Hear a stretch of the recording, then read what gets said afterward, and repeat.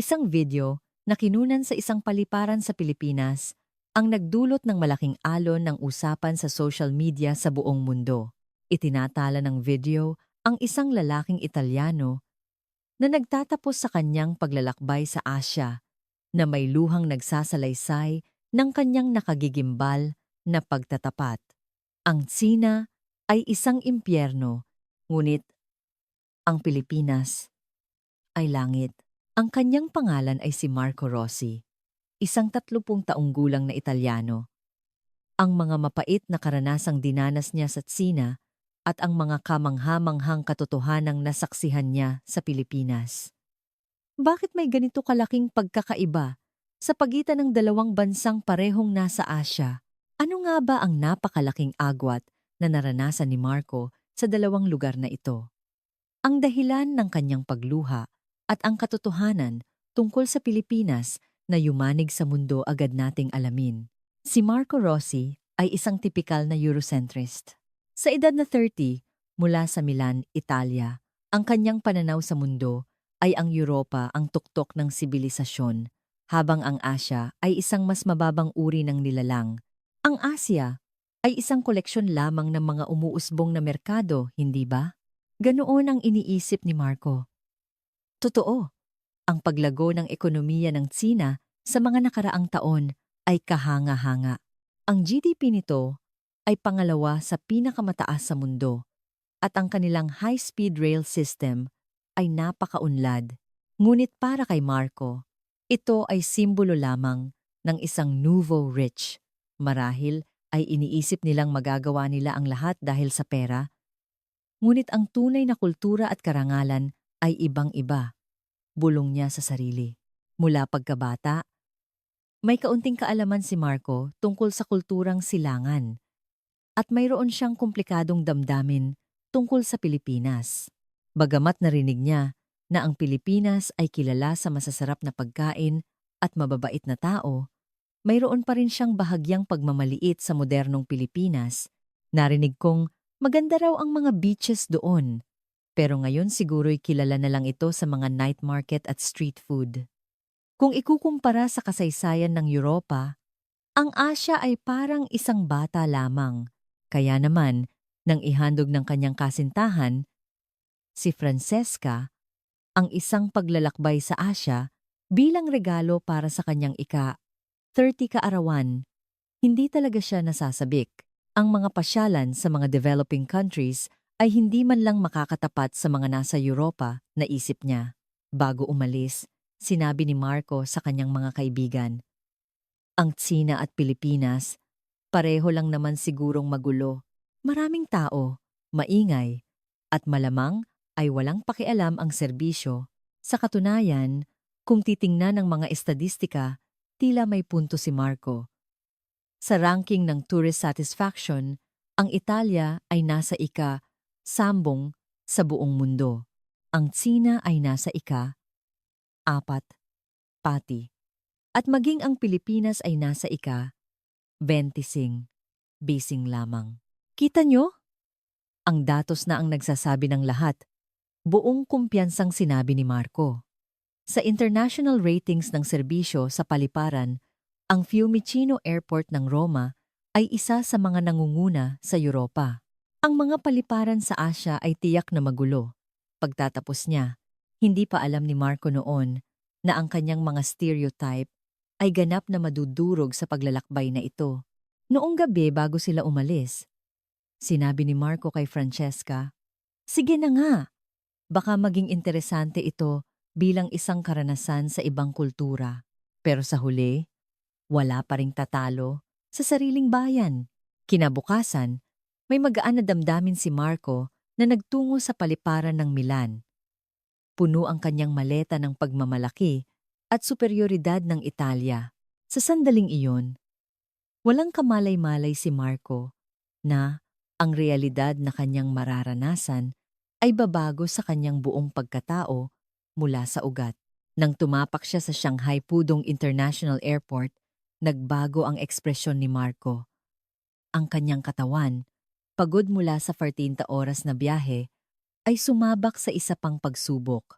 Ang paliparan ay tunay na napakalaki, ngunit ang kalakihang ito ay nagdulot lamang ng kalituhan. Excuse me, where is the immigration check? Tanong ni Marco sa Ingles, sa isang staff. Ngunit ang Staff A, na may iritadong mukha, ay bumulong lamang sa wikang Tsino, iwinagayway ang kanyang kamay at tumalikod. Hey! Wait! Sigaw ni Marco habang hinahabol ito, ngunit hindi man lang lumingon ang staff. Ang ganitong kawalang galang ay hindi mailarawan sa isip sa Europa. Kung sa isang paliparan sa Italia, kahit gaano ka busy, tutulungan ka pa rin ng may ngiti. Nang sa wakas ay mahanap niya ang immigration, laking gulat niya sa kanyang nakita. Hindi lang mahabang pila, kundi isang magulong dagat ng mga tao.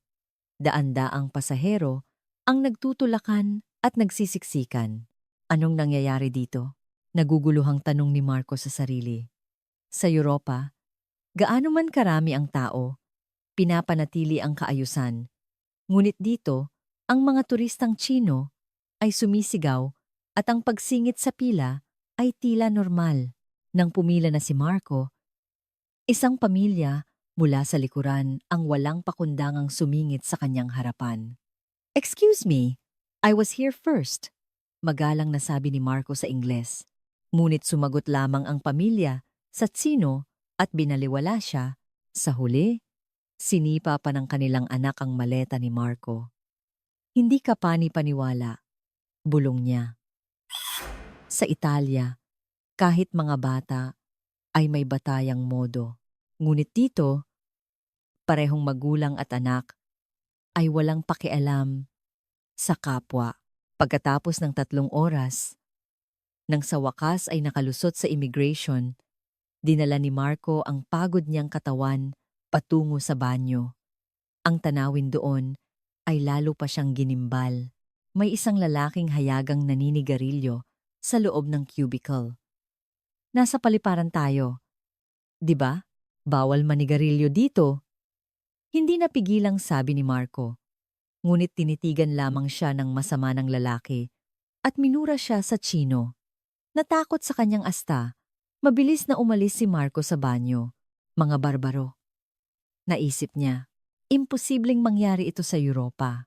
Ang mas malala pa, isang mas nakakahiyang karanasan ang naghihintay sa kanya sa sakayan ng taxi. Ngunit isang pamilyang Sino ang sumulpot mula sa gilid, itinulak si Marco at walang sabi-sabing sumakay. Ako ang nauna! Desperadong protesta ni Marco. Ngunit maging ang driver ay nakitawa na lang sa pamilya at binaliwala siya. Ito ba ang realidad ng Asia? Natulala si Marco. Sa Italia, kahit hindi magkaintindihan sa wika, mayroong universal na moralidad. Ngunit sa Tsina, iba. Ito ay isang mundong ang malakas, ang maingay, at ang makapal ang mukha ang nananalo. Isang malalim na pagkadismaya ang bumalot sa puso ni Marco. Malamang ganito rin sa Pilipinas, naisip niya nang may desperasyon. Saan man sa Asia, mababa ang kalidad ng mga tao, hindi pa alam ni Marco na pagkatapos ng isang linggo, ang kanyang pananaw ay magbabago ng 180 degrees. Ang lahat ng kahihiyang dinanas niya sa Tsina ay isang mahabang paunang salita lamang sa gandon na mararanasan niya sa Pilipinas. Ang isang linggo sa Tsina ay isang bangungot para kay Marco. Maging sa Beijing o Shanghai, walang nagbago. Hindi pinapansin sa restaurant, sirang lock sa hotel na sinabing bukas na lang aayusin, naloko sa presyo sa mga pasyalan, at malamig na tugon kapag nagtatanong ng direksyon. Suko na ako, bulong ni Marco. Kahit nakakahiya kay Francesca, gusto na niyang kanselahin ang biyahe sa Pilipinas at umuwi na lang. Sige na, tutal pareho lang naman siguro ang Pilipinas? Naisip niya, halos sumusuko na. Kahit sa eroplanong patungong Ninoy Aquino International Airport, Naya, masama pa rin ang ugali ng mga staff sa paliparan ng Tsina. Ang staff na nag-check ng kanyang boarding pass ay parang ibinatulang pabalik ang kanyang pasaporte. Sa loob ng eroplano, 2 oras na nag-ingay ang mga pasaherong Tsino na nagpasakit sa ulo ni Marco. Pagkatapos ng Pilipinas, hinding-hindi na ako babalik sa Asia, panata niya sa sarili. Paglapag sa NAIA, mula sa sandaling bumaba siya ng eroplano, may napansin si Marco na kakaiba. Iba ang hangin. Ang mga paliparan sa Tsina ay laging may mabigat at siksik na hangin, ngunit ang hangin sa NAIA ay malinis at presko. Nagtatakang naisip niya. Habang naglalakad patungong immigration, isang mas malaking sorpresa ang sumalubong sa kanya. Ang mga karatula ay hindi lamang nasa Filipino at Ingles, kundi mayroon ding Japanese, Korean, at hindi niya mapaniwalaan, mayroon ding salin sa wikang Italyano. Imposible! Bulong ni Marco, hindi makapaniwala sa nakikita. Sa Tsina, maraming lugar na kahit Ingles ay mali-mali ang pagkakasulat. Ngunit dito, isinaalang-alang pa ang kanyang sariling wika. Dahil siguro ito ay NAIA, isang international airport. Kinumbinsi niya ang sarili. Ngunit pagdating niya sa immigration hall, isang mas malaking sorpresa ang naghihintay. Sa Tsina, iilan lang ang immigration officers at masusungit pa, ngunit sa Pilipinas, higit sa 10 staff ang nandoon, bawat isa ay may ngiti habang ginagabayan ang mga pasahero. Welcome to the Philippines, sir! Which line can I help you with? Isang staff na nagngangalang Jose Reyes ang bumati sa kanya sa matatas na Ingles. Ang ngiti ay hindi peke. Ramdam mo ang sinserong pagtanggap. Saan po ang pila para sa mga dayuhan? Nag-aalangang tanong ni Marco. Sa Tsina, mahirap kahit magtanong lang. This way, sir. I'll show you, magalang na sabi ni G.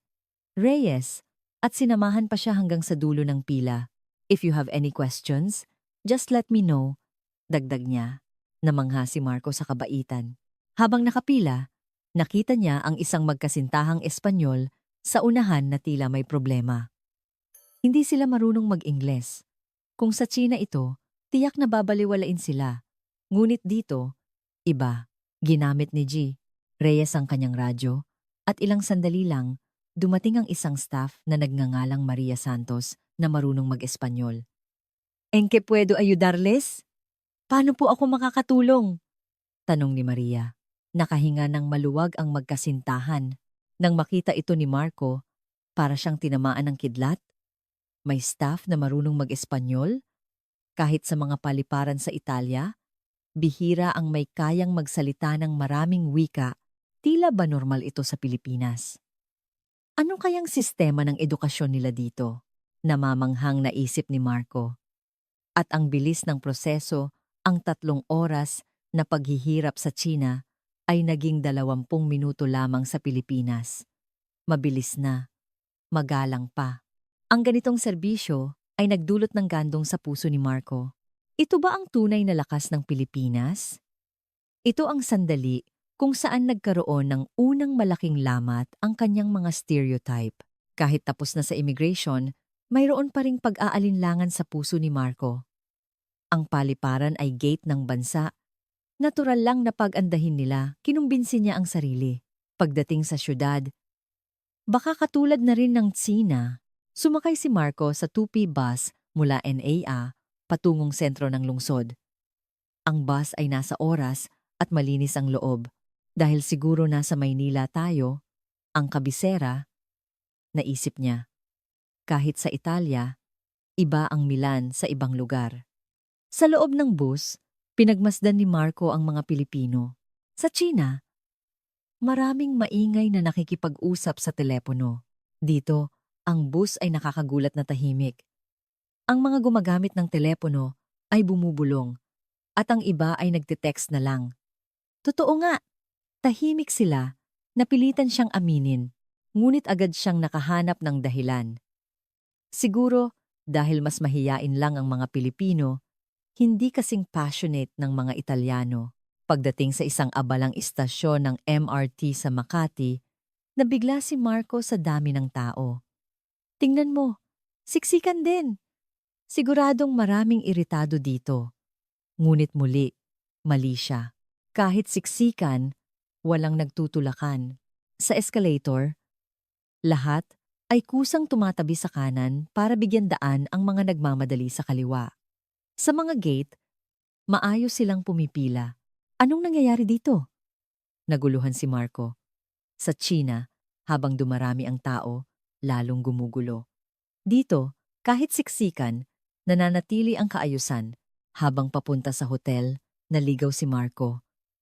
Habang tinitingnan niya ang mapa, isang matandang Pilipinong lalaki ang lumapit. "Hello, sir. Do you need help? Where are you going?" Tanong ng lalaki sa medyo slang na Ingles. Pero buong sikap niyang ipinaliwanag ang daan. Ginamit pa niya ang translation app sa kanyang telepono. Sa Tsina, madalas siyang binaliwala. Dito, isang estranghero ang handang tumulong. Nagkataon lang siguro, pilit na iniisip ni Marco. Isang mabait na tao lang, hindi lahat ng Pilipino ay ganito. Sa hotel, perpekto rin ang serbisyo. Matatas na Ingles, detalyadong paliwanag, at sinserong ngiti malayo sa karanasan niya sa Tsina. Siguro dahil luxury hotel ito, pilit niyang hinahanapan ng dahilan.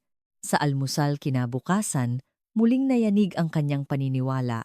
Nang malaman ng isang waiter na Italyano siya, binati siya nito ng buong giorno at nakipag-usap sa Ingles. "Ah, galing po pala kayong Italia. Nakapunta na po ako sa Roma. Napakagandang syudad," nayanig si Marco. Sa Tsina, nakaranas siya ng diskriminasyon dahil dayuhan siya. Dito, tila mas tinatanggap pa siya. Bahagi lang siguro yan ng service manual nila. Bulong niya sa sarili. Ngunit sa kaibuturan ng kanyang puso, unti-unti nang nagbabago ang tingin niya sa Pilipinas. Hindi pa ako dapat magdesisyon. Kailangan ko pa ng mas maraming oras para makilala ang tunay na Pilipinas.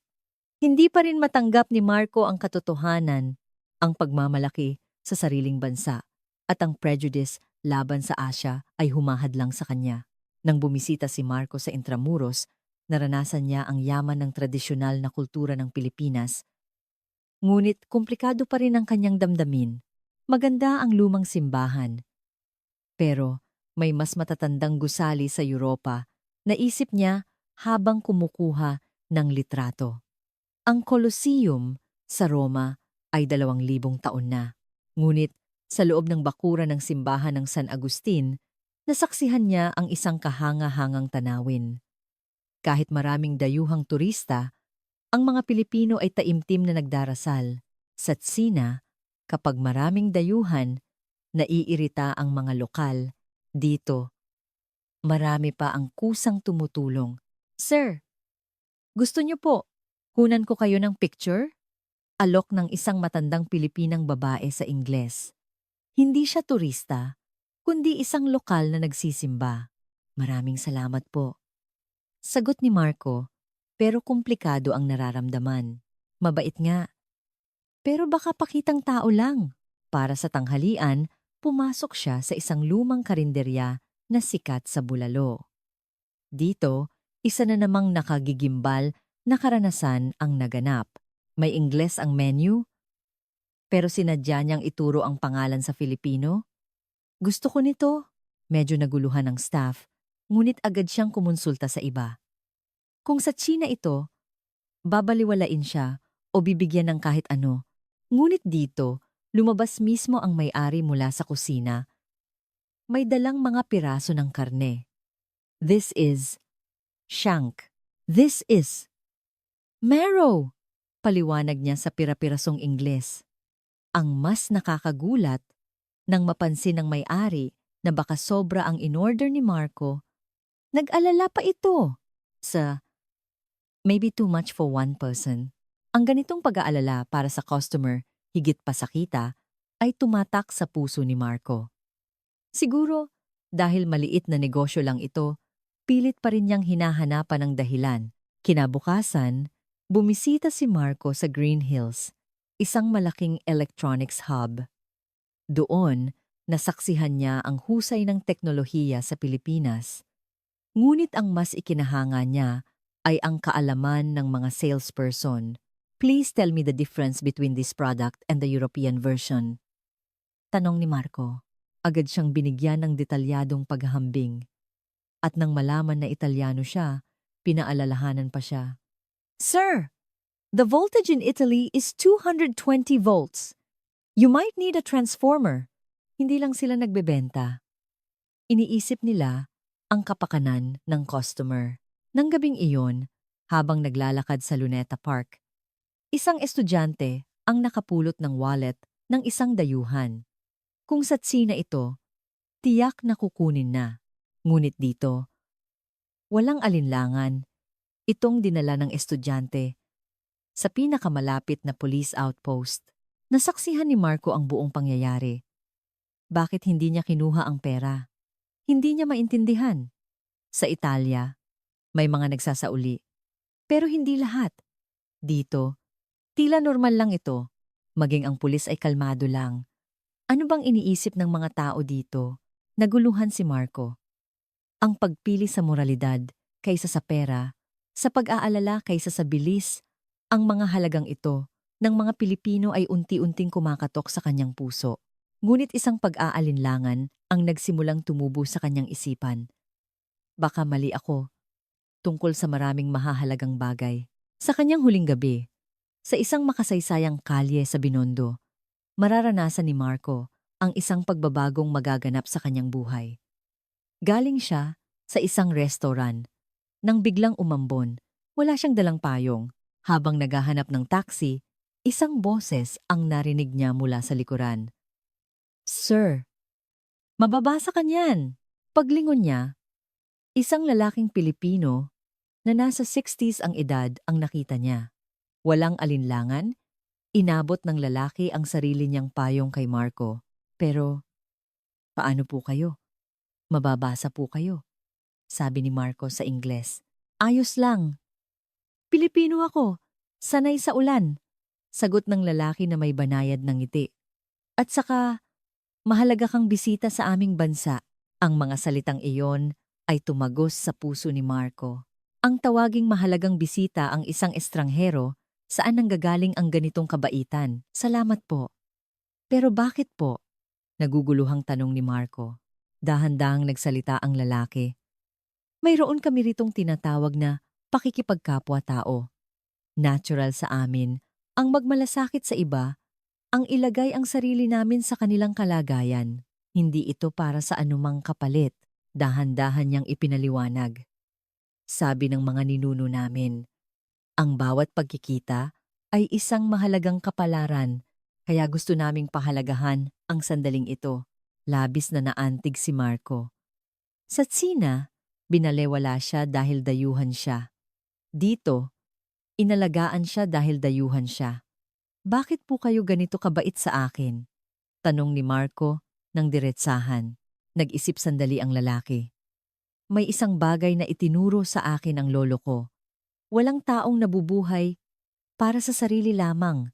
Kaya kailangan nating magtulungan, hindi lang sa pagitan ng mga Pilipino, kundi sa lahat ng tao sa mundo. Tayong lahat ay parang isang pamilya. Sa sandaling iyon, bumuhos ang luha mula sa mga mata ni Marco. Sa unang pagkakataon, naunawaan niya ang ugat ng lahat ng kabaitang naranasan niya sa Pilipinas. Hindi ito serbisyo lamang. Ito ay tunay na pagmamalasakit na nagmumula sa isang malalim na diwa. Nagkamali ako. Nanginginig na pag-amin ni Marco. Minaliit ko ang Asya. At higit sa lahat, wala akong alam tungkol sa Pilipinas.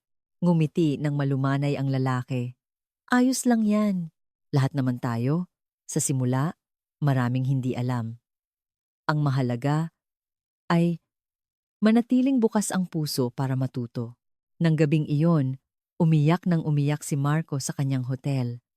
Hiya, pasasalamat, at isang malalim na utang na loob ang sabay-sabay na bumuhos. Kinabukasan, sa naiya bago siya umalis, naranasan ni Marco ang kanyang huling sorpresa. Habang naghihintay sa boarding gate, napanood niya ang mga cleaning crew na naglilinis ng eroplano. Sa loob lamang ng ilang minuto, perpekto nilang nalinis ang higit 3 upuan. At pagkatapos, sabay-sabay silang yumukod sa mga pasaherong naghihintay. May dignidad sila sa kanilang trabaho. Naantig na naisip ni Marco. Naintindihan niya na anumang trabaho, hinahangad ng mga Pilipino ang pinakamataas na kalidad. Sa loob ng eroplano, habang tinitingnan ang tanawin mula sa bintana, naisip ni Marco, ano ba ang alam ko? Naghusga ako batay sa mababaw na impormasyon. Nang matanaw niya ang luntiang mga bundok, nangako siya sa sarili. Kailangan kong ipaalam sa mas maraming tao ang karanasang ito. Kailangan malaman ng buong mundo ang kabutihan ng Pilipinas. Pagdating sa departure gate, pinasalamatan niya ang staff. Maraming salamat. Binago ng panahon ko. Sa Pilipinas ang buhay ko. Walang anuman po, sir. Karangalan po naming pagsilbihan kayo. Welcome po kayong bumalik. Masayang sagot ng staff. Pagbalik sa Italia, ang unang kinausap ni Marco ay si Francesca. Dahil sa'yo, nagbago ang buhay ko. Ito ang pinakamagandang regalo na natanggap ko. Kumikinang ang mga mata ni Marco. Nang makumpara ko ang Tsina at Pilipinas, doon ko lang naintindihan kung ano ang tunay na sibilisasyon. Nagulat si Francesca. Ang Marco sa harap niya ay ibang-iba sa umalis. May natutunan ako sa mga Pilipino. Tahimik na sabi ni Marco. Ang tunay na yaman ay hindi lang material. Ang yaman ng puso. Ang paglago ng diwa iyon. Ang pinakamahalaga. Kinabukasan, tinipon ni Marco ang kanyang mga kaibigan. Hindi kayo maniniwala, pero ang Pilipinas ay isang halos perpektong bansa. Tumawa ang kaibigan niyang si Luca. Imposible. Lahat ng bansa ay may problema. Ganyan din ang iniisip ko noon. Seryosong sabi ni Marco. Pero nang maranasan ko mismo, naintindihan ko. Ibinahagi niya ang mga konkretong halimbawa. Ang perpektong serbisyo sa paliparan, ang kalinisan at kaayusan sa syudad, ang pagmamalasakit at katapatan ng mga tao, at higit sa lahat, ang kabaitang walang hinihinging kapalit. Lahat ng ito ay nakaugat sa isang malalim na kultura at pakikipagkapwa-tao. Unti-unting nahikayat ang mga kaibigan niya. Totoo ba lahat yan? Oo. Bawat salita, matatag na sagot ni Marco. Sa katunayan, may video ako. Inilabas niya ang kanyang telepono at ipinakita ang video ng kanyang mga karanasan. Ang matulunging staff sa paliparan, ang lalaking nagpayong sa kanya, ang mahusay na cleaning crew, at sa huli, ang sarili niyang umiiyak na nagpapasalamat. Nagkamali ako. Binago ng Pilipinas ang buhay ko. Gusto kong iparating ang karanasang ito sa mas maraming tao. Naantig ang kanyang mga kaibigan. Marco, bakit hindi mo i-upload yan sa social media? Mungkahi ni Luca.